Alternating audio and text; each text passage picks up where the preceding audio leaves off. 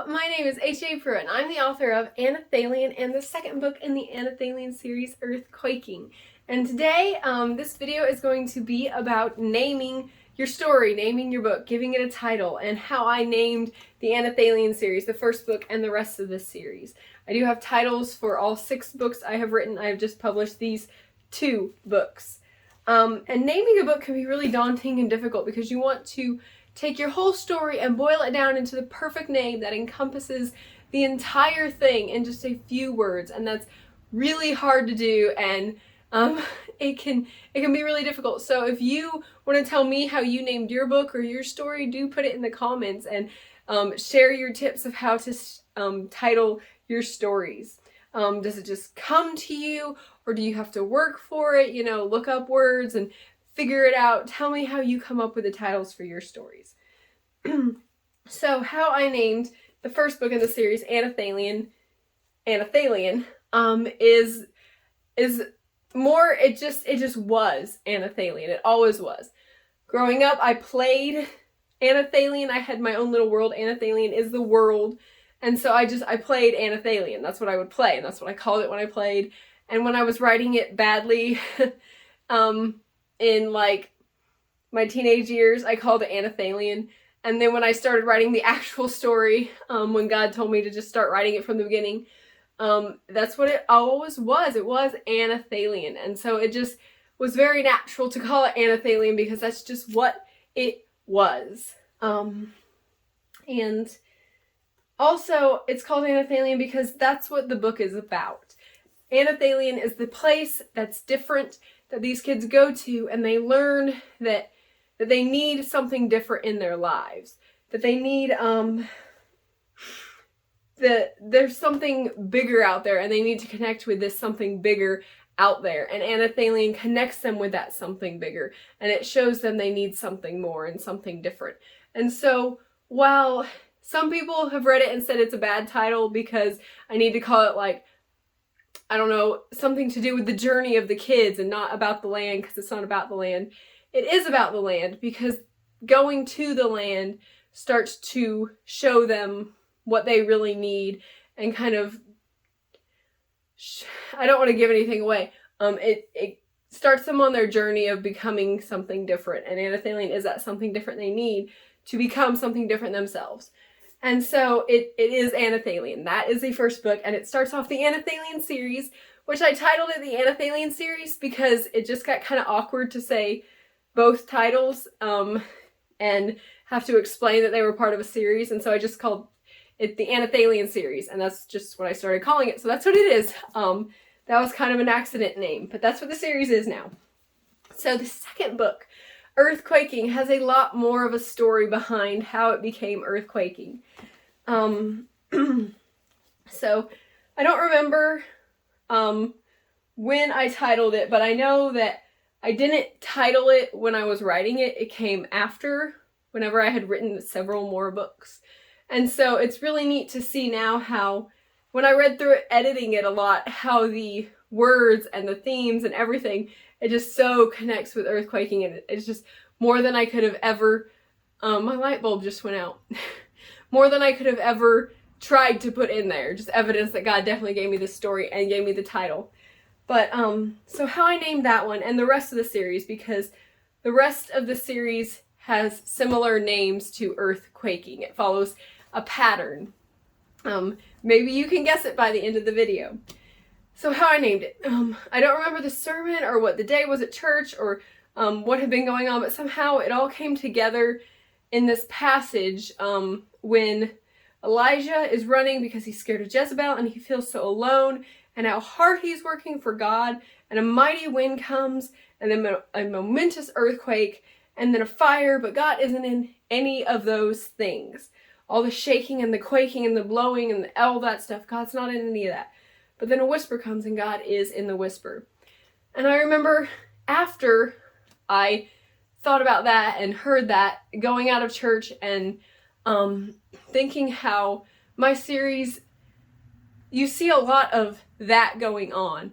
How there's a lot of earthquaking and I don't want to say the other titles, all these elements and things swirling around these kids and so many momentous things happening, and it's like the whole world's crumbling and falling apart and all this stuff, but God's not necessarily in any of those. He comes, and when he comes in the series, and oh my goodness, I can't wait until I get to publish the parts with that. It's like that gentle whisper. Like it's so present whenever God shows up in the Anathalian series. He's so very present, but he's so very gentle. He's so gentle and subtle. And that's how it is in the series, and that's how it is in life. We think whenever we have these momentous things happening and all this stuff going on, we're like, oh, God must be ruining my life, or God must be making amazing things happening. But so much more, we see God in the very subtle things, trying to talk to us and tell us who he is. You know, in the sunrises, in a kid singing a Jesus Loves Me song, in just those moments that are just so calm and gentle that we realize, wow, God really is real. He's so much more present in those, and the shaking and the quaking, and how in the series you see, I don't want to give too much away, but I want to talk about it. You see that you have the Maker, and if you don't know a lot about the series, the Maker, there's like these different necklaces, and there's the Makers, and okay, it's kind of complicated, so I can't say a lot, but there's the different necklaces, and there's 4 of them, and there's also 4 spirits, and there's also 4 kids, and they all parallel each other. So in Earthquaking, you have the Earth Spirit and the Earth Maker, and the one wearing the like hero wearing the necklace, and they all parallel each other. And you see how the Earth Spirit, in a way, is trying to do that imitation of God, just like Satan imitates God, and he makes us think God is in all the shaking and the quaking and stuff. And you see the Earth person, the Earth Spirit, do that, how he's doing all this quaking and riling things up and making them, the 4 kids, wonder what's going on, and is this the Maker, is it something else, is it good, is it evil, we don't know. And you see the kid wearing the necklace struggling with that truth a lot more than the others, of wondering what's going on and wondering what's going on in life, and you see them going through it a lot. And then you also see the Maker show up that's connected to the necklace. And I won't say how. I hope you figure it out if you read it. But you see how it's really subtle when the Maker shows up, and you may not even realize it, and the kids don't realize it until a little bit later. And they're like, oh, that was God there doing that thing, and we didn't notice it. We were so wrapped up in all this other stuff going on so much in our lives. But in the end, it all like comes together, and that's what happens throughout all the other books. They each feature a different necklace, and there are only 4 necklaces, and there's 6 books, and you'll just have to see how that works out, and it does.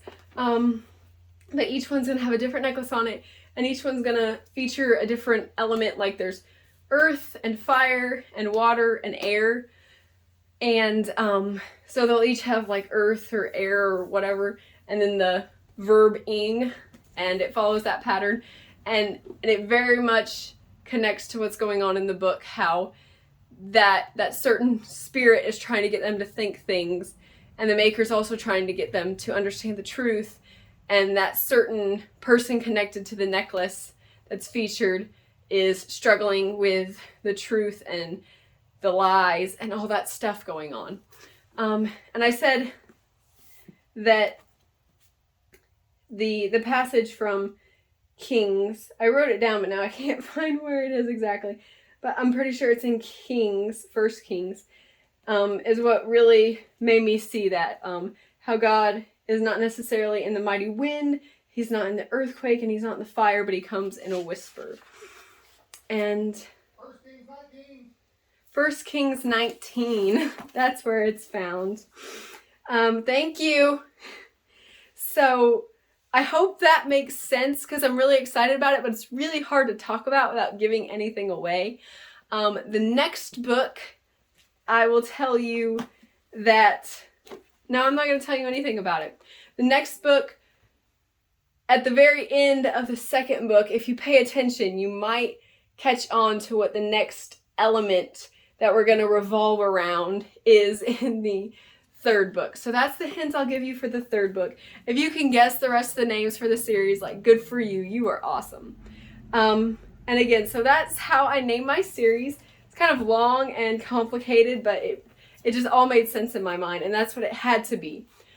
And so that's how I named Anathalian and Earthquaking. Tell me how you name your stories, because these, like, Anathalian comes really naturally. Anything else I write is, like, really hard to name it. Very hard to name it. I struggle with titles for other things. So tell me how you name your stories, how you name your books, and share some tips. So thank you very much for watching. Please like this video, please comment, and please subscribe to my YouTube channel. Thank you for watching. Bye! If you want to know more about Anathalian or HAPruitt, please follow me on Instagram at HAPruitt. You can find me on Amazon as an Amazon author, HAPruitt.